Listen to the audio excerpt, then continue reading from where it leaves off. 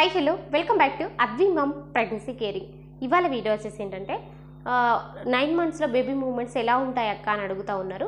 So మనం దీని గురించి ఈ వీడియోలో క్లియర్గా తెలుసుకుందాం. వీడియోలోకి వెళ్ళే ముందుగా మన ఛానల్ అయితే సబ్స్క్రైబ్ అయితే చేసుకోండి, పక్కనే ఉన్న బెల్ ఐకాన్ అయితే క్లిక్ చేయండి.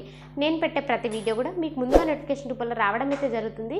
ఏదైనా సందేహాలు ఉంటే కింద కామెంట్ చేయండి, తప్పకుండా నేను మీకు రిప్లై ఇస్తాను. ఇక వీడియోలో బేబీ యొక్క మూమెంట్స్ ఎలా ఉంటాయని అడుగుతూ ఉన్నారు మన సిస్టర్స్. సో బేబీ మూమెంట్స్ వచ్చేటప్పటికి మనకి 7 months 8 monthsలో ఎంత ఫాస్ట్గా ఉంటుందో, సో ఎంత కంఫర్టబుల్గా ఉంటుందో, సో అంత కంఫర్టబుల్గా బేబీ తిరగలేదు లోపల. ఎందుకంటే 8 months 7 months కంటే కూడా ఈ 9 monthsలో బేబీ వెయిట్ చాలా ఫాస్ట్ గ్రో ఉంటుంది అనమాట.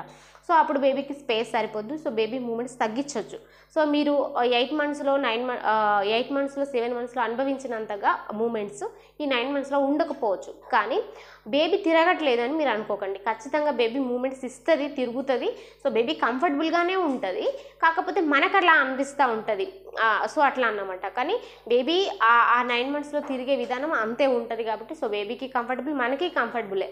కాకపోతే ఏంటంటే బేబీ మూమెంట్స్ పూర్తిగా తగ్గించింది అసలు అనిపిస్తే మాత్రం మీకు కొన్ని సిమ్టమ్స్ కనబడతాయి. ఏంటంటే బేబీ మూమెంట్స్ తగ్గిపోయాయి పూర్తిగా అని మీకు అనిపిస్తే, మీకు పొట్ట చాలా టైట్గా అనిపించడం, అన్కంఫర్టబుల్గా అనిపించడం, బ్రీతింగ్ దగ్గర ప్రాబ్లం అనిపించడం, ఇట్లా అనిపిస్తూ ఉంటుంది. సో మీకు ఆటోమేటిక్గా తెలిసిపోతుంది బేబీ మూమెంట్స్ ఇవ్వట్లేదు నాకు అనేసి. సో అదన్నమాట. సో ఈ సిమ్టమ్స్ మీరు కనబడినప్పుడు మీరు ఫస్ట్ చేయాల్సింది ఏంటంటే వేడిగా పాలు కానీ లేకపోతే వేడి ఏదైనా సూప్ కానీ తీసుకోండి. లేదా అంటే ఒక 10 minutes అటు ఇటు వాకింగ్ చేయండి. పడుకోండి. ఫస్ట్ ఏమన్నా కొంచెం తినేసి లెఫ్ట్ సైడ్ తిరిగి పడుకోండి. ఎందుకు లెఫ్ట్ సైడ్ అంటే సో మనకి బ్లడ్ సర్క్యులేషన్ అనేది మంచిగా జరుగుతుంది. సో బేబీకి మనకి సో అందుకే లెఫ్ట్ సైడ్ తిరిగి పడుకోండి.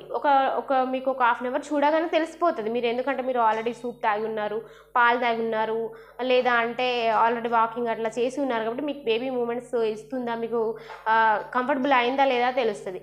కంఫర్టబుల్ కాలేదు, అలాగే ఇబ్బందిగా ఉంది అంటే ఇమీడియట్లీ హాస్పిటల్కి వెళ్ళండి. ఎందుకంటే 9 monthsలో ఏదైనా జరగవచ్చు, అది మనం చెప్పడానికి లేదు.